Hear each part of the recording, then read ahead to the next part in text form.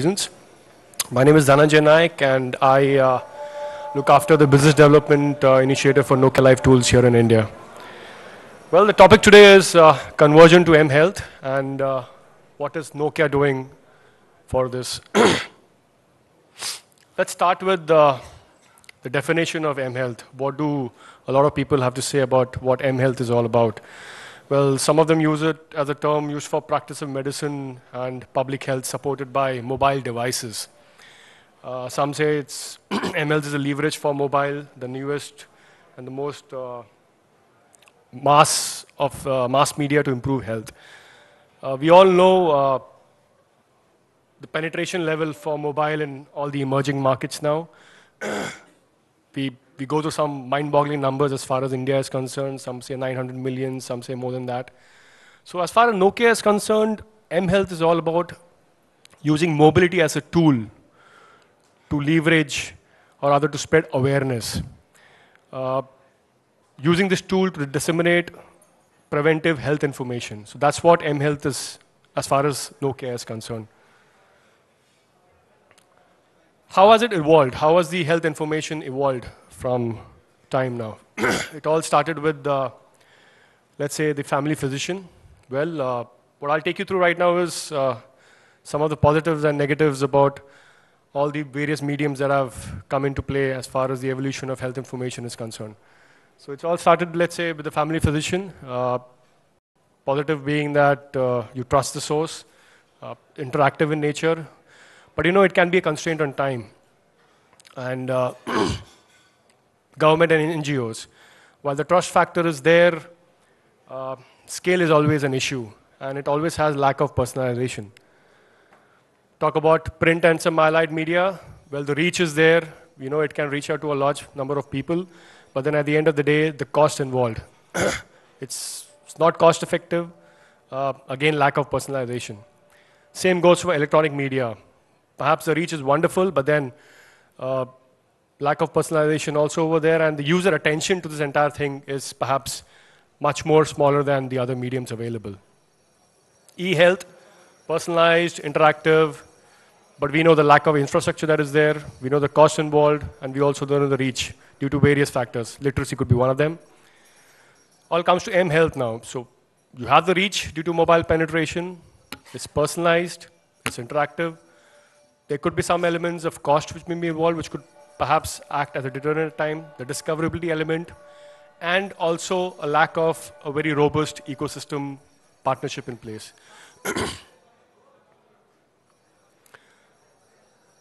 So what's the core over here? What's the core to mHealth's success? Clearly, from Nokia's point of view, it is understanding your consumer needs and collaborating with the best of the ecosystem players. Everybody doesn't have all the information with them. Okay, you need to get together all the people, all the domain experts in this field so that relevant information can be given out to the profile consumers.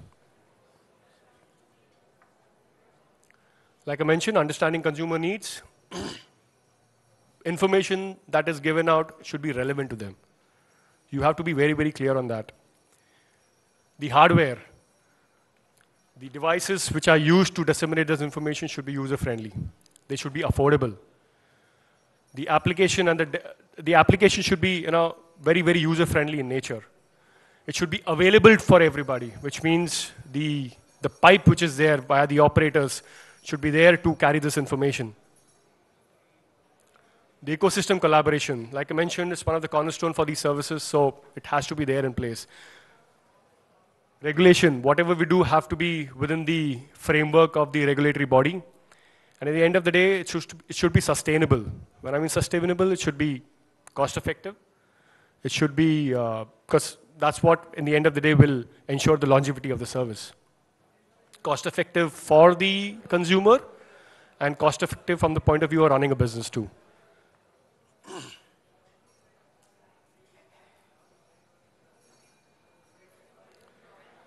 Well, we all know the current mobile scenario. Like I mentioned, some mind-boggling numbers have been put together as far as some of the emerging markets are concerned. You have mobility has been at the center of economic progress for these markets.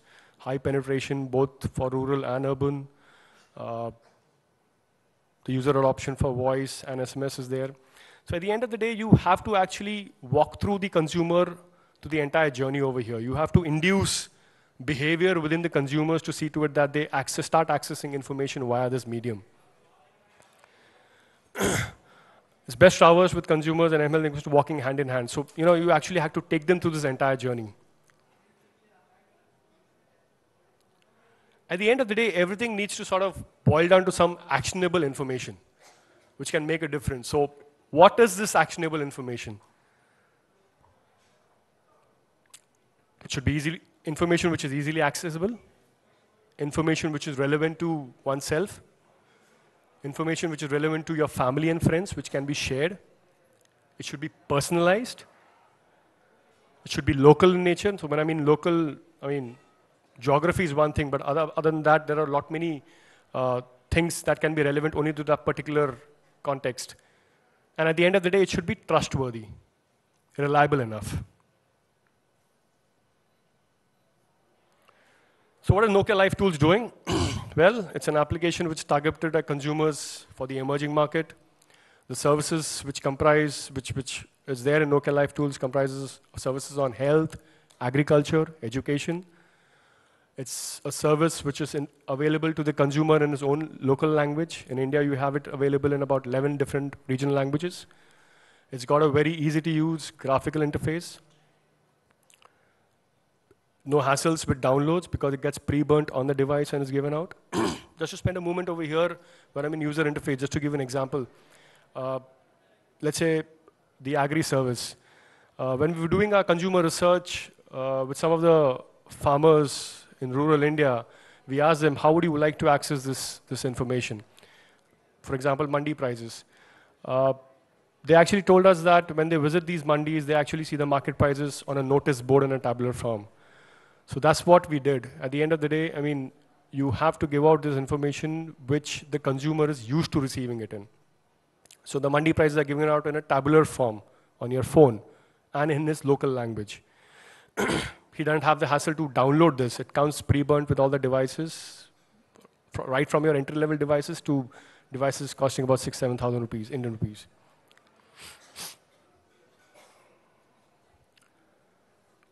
What it does is caters to topics relevant to the family's health information.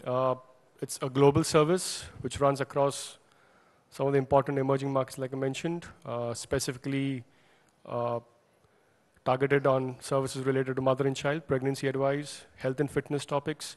In India, some service related to diabetes, hypertension, and hepatitis and AIDS are there, which is available on the service. We give out relevant information pertaining to these.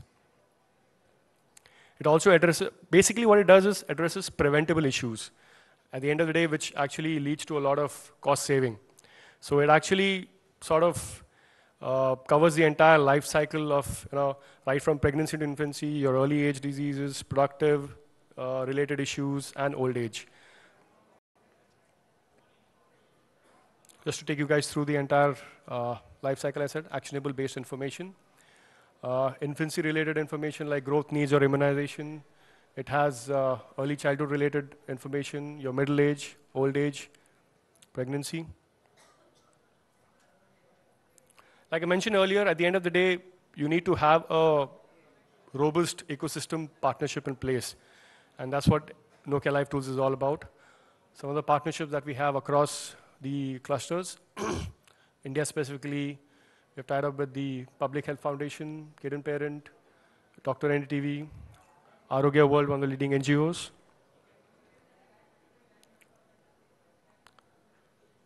So the partnerships that we have, which is there, so tied up with the GSMA and the Cherry Blair Foundation, making women-specific information available around livelihood and life improvement.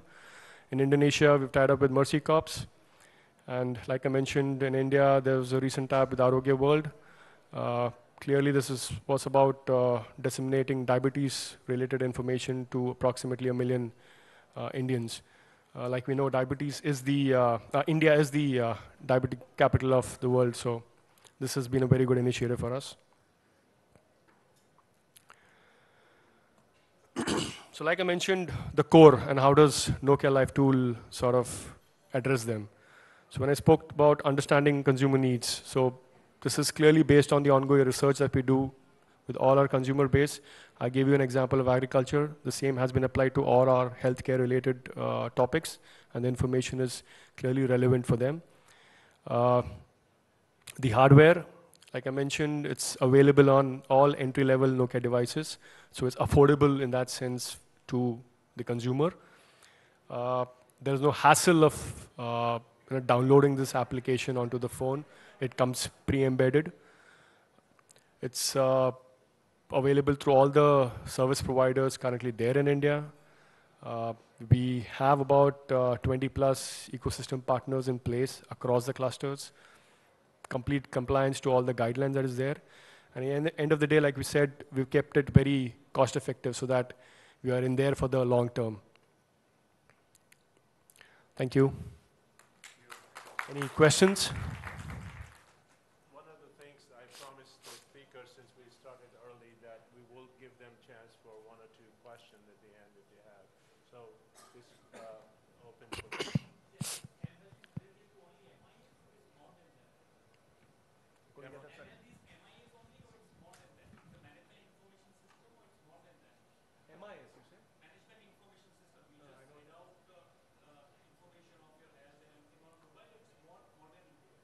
So it gives out information on all preventable related issues.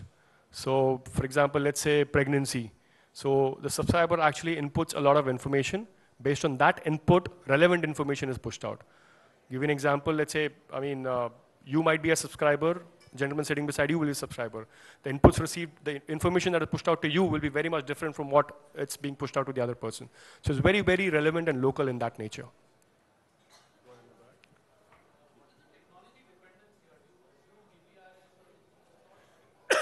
The bearer currently is SMS because we understand the kind of target audience this is aimed at.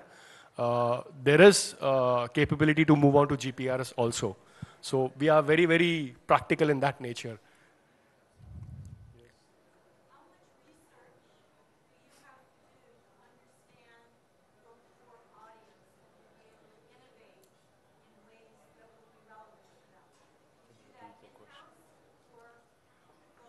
You want to repeat that?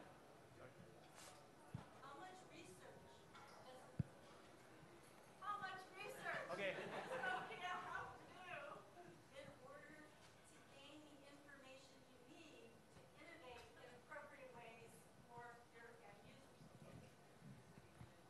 Research is conducted every 3 months, so that would sort of do with the quantity part. But then there are constant interaction that happens with the consumer. People who are there are part of the process, people who might be interested in that. So there's constant innovation happening. So the information that comes in from the consumer is relayed back, and then sort of whatever changes that we need to do to see to it that it's relevant to them is passed on. I'll give you an example of the agri service that we did. Earlier, the SMSs that were sent out were in plain text. Okay, it made sense, but then after we started speaking to them, is this good or can we better this? So the consumer actually said, we are used to actually reading it in a table in all the mandis. So we got back, we made that change, we saw to it that the user interface then gives out information in a tabular form, so it makes more sense to him. So it's constant in that nature. I have a question around the healthcare application specifically, just because healthcare is very personalized in nature.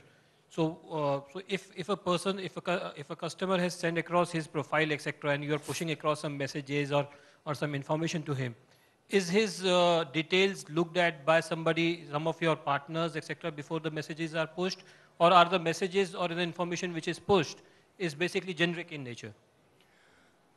Okay, I have a domain expert with us, Dr. Arun Gowda. Would you want to answer that?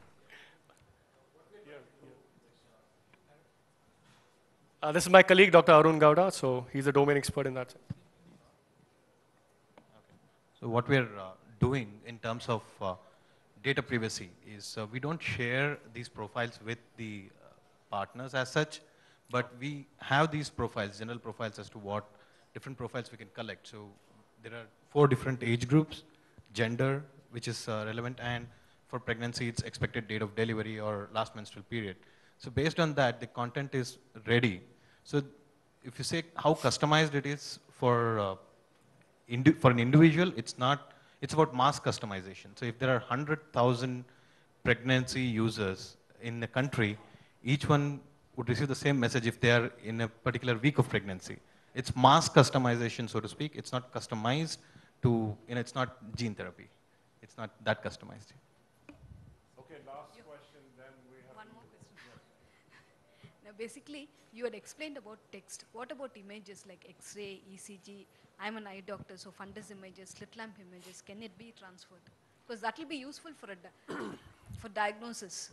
We realize that that would be great to have, but then, like I said in the beginning, we have been practical in that sense. We have started this as a pure SMS-based service. Moving forward, technology is available for us, but let's face the facts. How much is it available for the guy at the end of the day on the road, on the end subscriber? Okay, so while this technology, the adaptability of the technology is evolving, the consumer is getting more and more used to whatever he's doing. So we will be ready. So from our end, it's all there. At the end, it all depends on the consumer how he wants to sort of take this forward. So you might have a case tomorrow when he's actually clicking a picture, sending it back to us. There's some sort of diagnostic happening, and then the information relayed back. So that's there. I mean, we don't see that too far in the horizon. It's very near. And this is very helpful in rural, when we do Correct. rural patients. Correct. At the district level or at the center, doctors who have doubts will be able to send on the images and get immediately. Correct. So say, for example, a service like Ask an Expert. So you have an expert doctor at our end. The consumer, the subscriber is actually clicking images, sending it back. And a panel of experts at our end are actually advising on what can be done. So, yeah. real quick. What you explained to us, is that especially for Nokia India or is it Nokia in general? Is it only Nokia India or? The service? The service is currently, it's Nokia in general. So the service is currently available in 4 different markets. There's India, there's China, Indonesia, and Nigeria. So we are currently looking at the emerging markets, but yes, it'll be scaled Okay, across. but it's not, for example, Nokia Europe. No, okay. So yeah, so like I said, we are first looking at introducing these services in the emerging markets, and then it'll be scaled up. Thank you. Thanks. Thank you. Thank you.